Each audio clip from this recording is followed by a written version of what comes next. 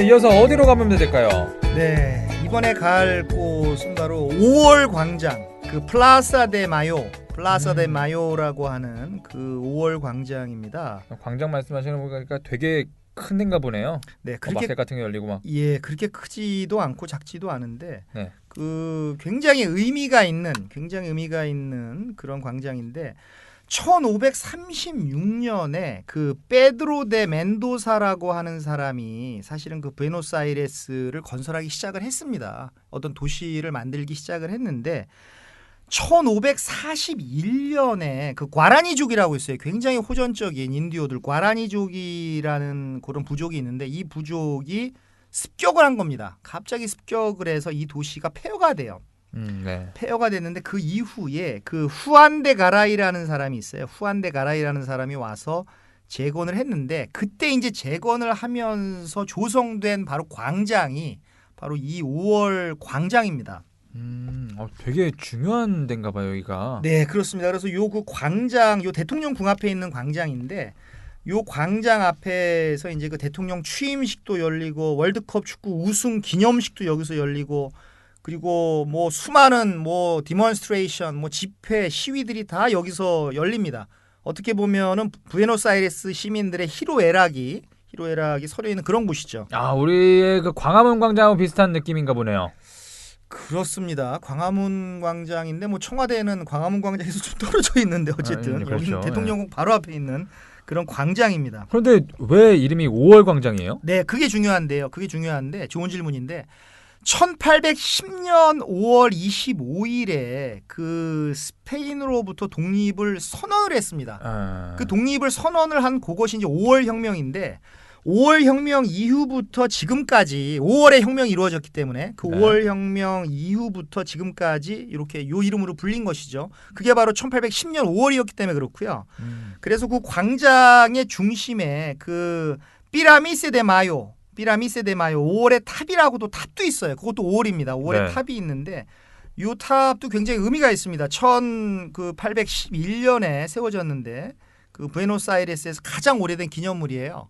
그래서 그 광장에서 요 그 탑을 배경으로 이렇게 사진을 찍으면 굉장히 멋있거든요. 아, 그 전에는 다른 이름이었다가 독립 기념으로 이제 광장 이름을 바꾼 거예요. 그렇습니다. 그럼 이 광장 가면 어떤 거 봐야 되는데요? 이 광장에는 그 아주 멋진 그 기마상이 하나 있습니다. 기마상이 있는데 마뉴엘 벨그라노라는 분의 기마상인데요. 이분이 누구냐 그러면 바로 아르헨티나 국기의 창안자입니다. 아르헨티나 그 국기를 만드신 그 기마상이 있는데 요 기마상도 굉장히 멋있는데 더 재밌는 게 요 기마상 앞에서 매일 대통령궁의 그 근위병이 여기서 교대식을 해요.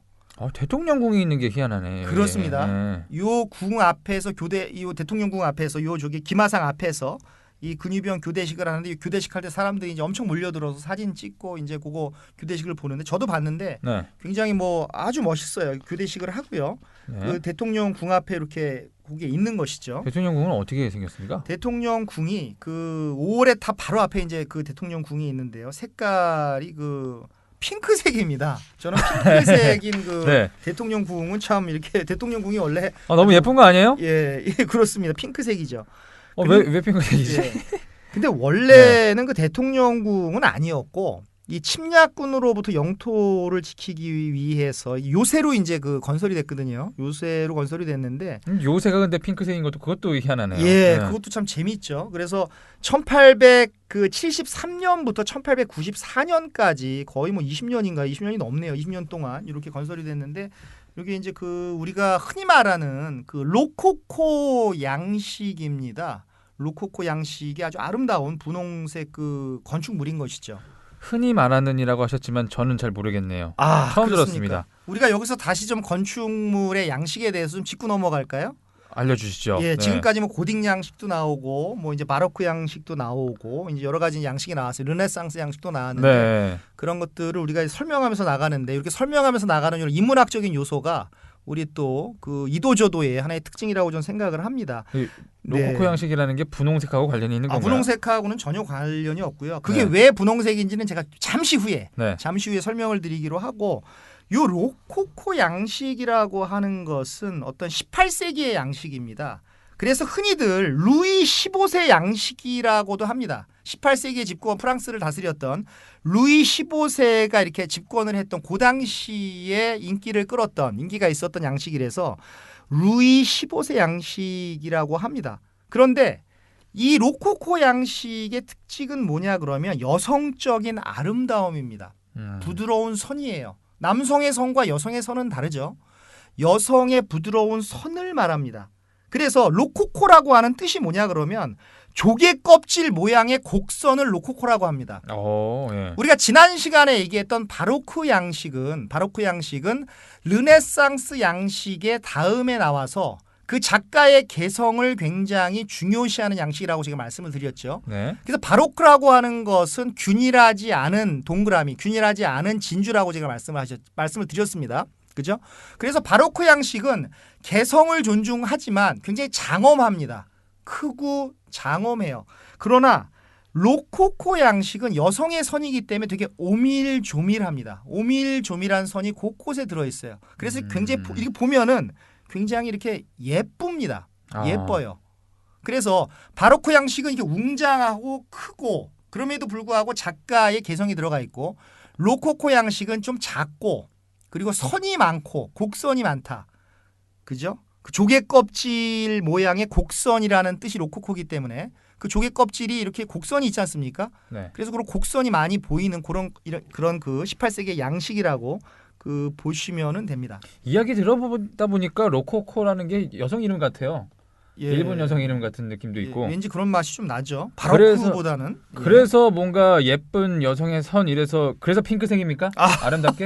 예. 그래서 바로 핑크색의 비밀을 제가 지금 네. 말씀을 드리겠습니다. 로코코를 설명을 하다가 지금 여기까지 왔는데 왜 핑크색이냐 그러면 이게 이 건물을 막 건설을 할 때 당시의 대통령이 그 사르미엔토 대통령이라고 계셨어요. 사르미엔토 대통령이 계셨는데 그때도 그 정당이 있었습니다. 그 자유당과 연합당이 있었어요. 근데 자유당은 붉은색을 이렇게 표방을 했습니다. 우리나라도 붉은색인 정당이 있죠. 그렇죠. 그렇죠. 그때 그 아르헨티나의 자유당이 붉은색을 표방을 했고 또 연합당이라는 그 정당이 있었는데 연합당의 깃발, 연합당의 색깔은 하얀색이었습니다. 그래서 빨간색과 하얀색을 섞으니까 무슨 색이 나오겠어요? 분홍색이 나오는 분홍색 비슷한 색이 나오겠죠. 그래서 사르미엔토 대통령이 제발 좀 싸우지 좀 마라. 우리가 갈 길이 멀다 지금. 독립한 지도 얼마 안 됐는데.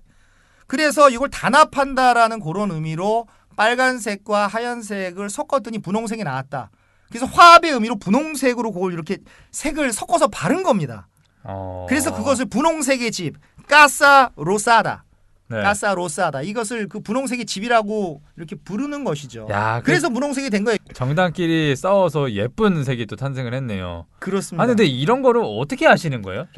저 진짜 궁금해서 그런데 거기에 써져 있는 거예요? 어떻게 아세요? 제가 이것을 공부하기 위해서 정말 참 책 2-30권을 빌려가지고요. 네. 2-30권을 빌려서 공부를 하고 저는 제가 방문한 장소는 다 공부를 합니다. 다 적어 와서 그것을 왜 분홍색일까를 현지에서도 물어도 보지만 이렇게 와서 또 논문도 찾아보고 저널도 찾아보고 책도 보면서 공부를 합니다. 제가 공부 많이 합니다. 여행 갔다 오시면 또 이제 계속 복습하시고 그러시는 거예요? 그렇습니다. 대단하십니다. 우리 이도저도를 발전시키기 위해서 그냥 제가 불철주야 제가 공부를 하고 있습니다. 브라이언 가르델.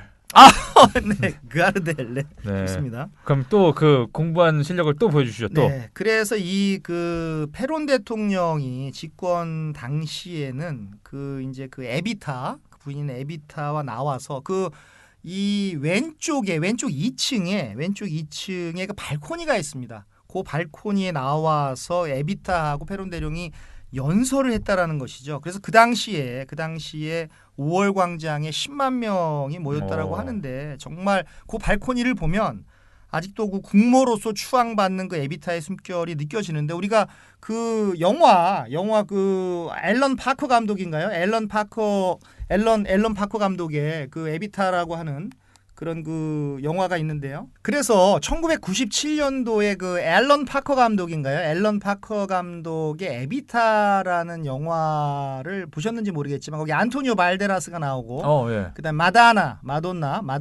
나왔는데 그 마다나가 이 군중들 앞에서 그 아르헨티나를 대표하는 그 팝송 그 Don't Cry For Me Argentina 그 부르는 장면인데 바로 요 장면 바로 요 위치입니다. 바로 요 위치. 요 예. 위치인데 Don't Cry For Me Argentina 여기서 잠깐 들어보고 갈까요? 이 노래가 워낙 유명해서 불러주시게요? 저는 뭐 이 음치기 때문에 몸치면서 스포츠 치기 때문에 할 수는 없고요. 네. 이 영화 속에 나오는 바로 그 장면이 바로 요 장면입니다. 그럼 요 2층 대통령궁에 요 2층의 발코니에서 그 이렇게 에비타가 이 노래를 부르진 않았겠죠. 그러나 연설을 하는 그 장면인 것이죠. 여기 그냥 들어가 볼 수 있는 거예요? 네, 여기 입장료 없습니다. 입장료 예. 없고요. 근데 이제 많은 사람들이 몰리니까 아무래도 그 예약을 제가 갔을 때는 그렇게 예약을 하고 가진 않았는데 지금은 이제 인터넷으로 예약을 할 수가 있다라고 합니다. 그래서 예약을 이렇게 하셔서 가시면 되고 뭐 가서 그 에비타의 숨결을 한번 느껴보시는 어떤 그런 것도 좋은 거라고 저는 생각을 합니다. 너무 많이 몰려서 여기를 가기 힘들다. 어디로 네. 가는 게 좋을까요? 네, 그러면 세계에서 두 번째로 큰 극장이 오. 부에노스아이레스에 있습니다. 이름이 콜론 극장입니다. 우와, 얼마나 크길래 그런 네. 거지? 참고로 말씀을 네. 드리면 세계에서 제일 큰 극장은 이탈리아 밀라노에 있는 그 라스칼라 극장, 스칼라 극장이고요. 이탈리아에 있구나. 예, 그리고 이제 두 번째가 바로 부에노스아이레스의 콜론 극장이고요. 그리고 세 번째가 프랑스의 국립 오페라 극장. 그래서 요 세 개 극장을 세계 3대 극장이라고 합니다. 예. 영화 보는 그 극장 아니죠? 영화 보는 그 스칼라 극장은 지금 이제 없어졌고요. 저는 예. 스크린이 큰 줄 알고. 예. 그런 극장이 아니구나. 오페라 극장 같은. 예, 그런 그 오페라 극장이고요. 네. 그 부에노스아이레스 최초의 오페라 하우스죠. 어떻게 보면은 시드니 오페라 하우스 같죠. 오페라 하우스로서 이게 1857년에 개관을 했어요. 이야, 1857년이면 지금 160년도 넘었는데 네. 아직까지도 그렇게 세계에서 두 번째로 큰 거예요? 네, 그래서 처음 개관했을 때는 이렇게 크지를 않았고, 근데 이제 가만히 있다 보니까 이 시정을 하는 사람들, 이 어떤 뭐라 그럴까요? 서울시청에서 근무하시는 분들이 되겠죠. 이렇게 시정을 하시는 분들이 우리가 좀 큰 어떤 문화 공간이 있어야 되겠구나라고 생각을 하고 1889년도에 다시 리모델링을 들어갑니다. 다시 공사를 해서 1908년도에 완공을 했는데 중요한 것은 이 건물이 이 콜론 극장이 갖고 있는 엄청난 우여곡절, 엄청난 스토리텔링이 있다라는 겁니다. 이게 재밌어요. 세워지기까지요? 그렇습니다. 아니 또 저번에 그 시드니의 오페라 하우스도 그렇게 우여곡절이 많았는데 네. 왜 이렇게 다들 극장 같은 거 만들 때 우여곡절들이 있는 거예요? 네, 이게 그 명작이 나오기 위해서는 이런 산통이 있는 거라고 저는 생각을 하고요. 네. 그래서 이것을 간단하게 제가 줄여서 말씀을 드리면 네. 원래 이 극장의 프로젝트를 맡은 그 건축가가 이 리모델링을 맡은 이 건축가가 이탈리아 건축가인 그 프란체스코 탐부린이라는 사람이 있습니다. 네. 근데 이분이 갑자기 1890년에 죽어버리는 거예요. 그러니까 이게 뭐 공중에 붕 떴죠. 그러니까 이분이 돌아가셨으니까 그래도 주변에 있는 조수가 있었는데 조수인 네가 해라. 이 사람도 이탈리아 사람인데요. 비토리오 메아노라는 사람이 있어요. 비토리오 메아노라는 사람이 있는데 이분이 갑자기 암살을 당해요. 무슨 원한을 샀는지 모르겠지만 암살을 이렇게 당하게 되니까 조수까지. 또 멘붕에 빠진 겁니다. 아니 첫 번째도 죽고 조수도 죽고 그래서 결국에는 그 벨기에 사람, 이탈리아 사람이 아니고 벨기에 사람인 그 쥘 노르말이라는 사람이 있는데 이 사람의 손에 의해서 이 완공이 됐습니다. 근데 완공이 되고 보니까 사람들이 다 찬사를 한 거죠. 이 엄청나게 이 위험 있는 건축물을 보면서 사람들이 다 이렇게 생각을 한 겁니다. 이게 아르헨티나 건축물의 원형이고 전형이다. 굉장히 웅장하거든요. 그래서 이런 에피소드가 있습니다. 수많은 사람들이 죽지는 않았네요. 두 사람이 죽은 이런 그 콜론 극장의 네. 역사가 되겠습니다. 야, 우여곡절이 많았는데 지금은 결국 이렇게 최고의 건물이 되었군요. 그렇습니다. 그래서 2006년도에 또 보수 공사를 시작을 해서 네. 이 100주년이 되는 2008년도에 개관을 하려고 했는데 이게 사람 일이다 보니까 지연이 돼가지고서 그 2010년 5월 25일이 아르헨티나 독립기념일이니까요. 그래서 5월 25일 독립기념일에 맞춰서 이 재개관을 했는데 네. 더 재밌는 게 바로 이 콜론 극장이 있는 요 자리가 아르헨티나 최초의 철도역이 있었던 자리입니다. 최초의 철도역이 있었던 자리에다 세운 건데 그래서 1857년 그 라포르테라고 하는 기관차가 이 자리에서 출발을 했죠.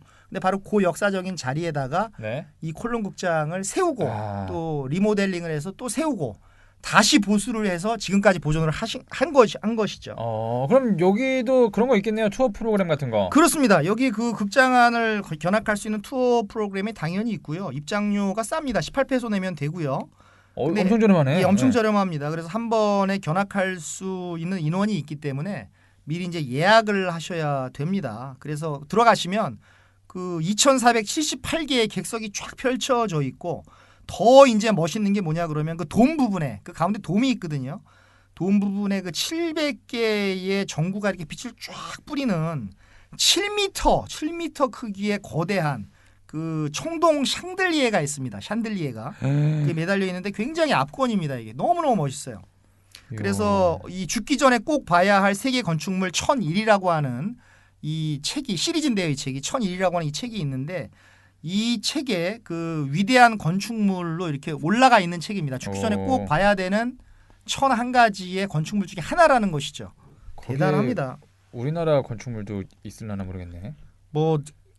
찾아봐야겠네요. 예, 그거는 제가 미처 못 찾아봤습니다. 예. 아니 7m의 청동 샹들리에가 천장에 달리는 거예요? 그렇습니다. 그럼 천장이 엄청 높나 보네 또. 예, 굉장히 높습니다. 야, 근데 청동 샹들리에 7m짜리면은 진짜 압권이겠는데요, 그러면. 압권입니다. 그거 보는 순간 압권입니다. 사진 막 찍고 뭐 난리가 나죠. 네.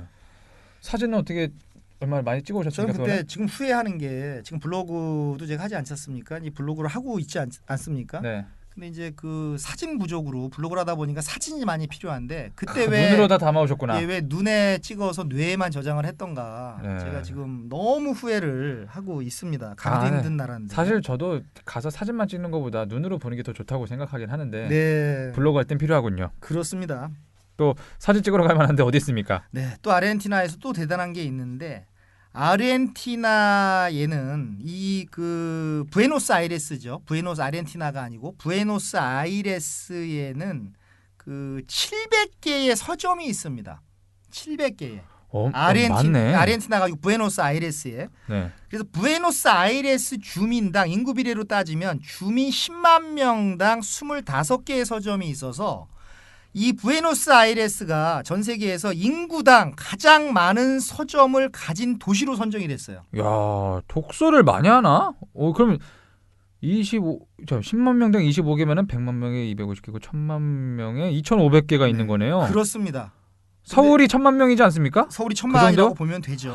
2,500개가 있는 거네요. 그렇습니다. 인구 비례로 따지면 그렇게 되는 것이죠. 근데 서울에 몇 개의 서점이 있는지 좀 모르겠습니다. 대형 서점 빼면 대형 서점 빼면은 몇 개의 서점이 있는지 모르겠는데 그 주민 10만 명당 25개의 서점이 있는 도시가 바로 그 부에노스아이레스가 되는 건데 그럼 그 서점 중에서 어떤 서점을 이 서점 중에서 보통 서점이 아니라 부에노스아이레스 최고의 서점이 있습니다. 그 이름이 엘 아테네오라고 하는 그 서점이 있는데 이 서점이 정말 그 매력적입니다. 정말 매력적인데 1919년 5월에 개장을 했어요.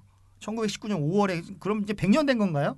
네. 5월에 개장을 했는데 재밌는 것이 이 서점이 원래 오페라 극장이었거든요. 오페라 극장이었는데 장사가 왜 안 됐는지 모르겠지만 1929년도에는 영화 아까 JJ가 말씀하셨던 그 영화관, 영화 극장이죠. 영화관이 됐고 그 아이러니하게도 2002년도에 그 서점으로 변신을 했습니다.